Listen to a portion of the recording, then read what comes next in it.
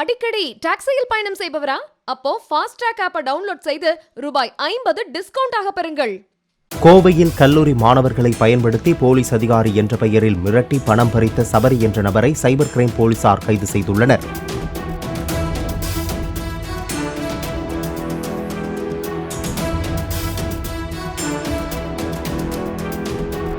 ஆபாச படம் பார்த்ததாக கூறி பலரிடம் இந்த கும்பல் பணம் கேட்டு மிரட்டியதாக புகார்கள் வந்ததை அடுத்து மாணவர்கள் உள்பட 8 மாணவர்களையும் அவர்களை பயன்படுத்திய சபரியையும் போலீசார் கைது செய்தனர்.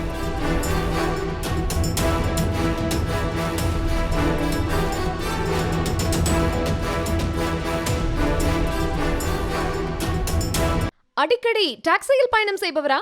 அப்போ ஃபாஸ்ட் ட்ராக் ஆப்பை டவுன்லோட் செய்து ரூபாய் 50 டிஸ்கவுண்ட் ஆக பெறுங்கள்.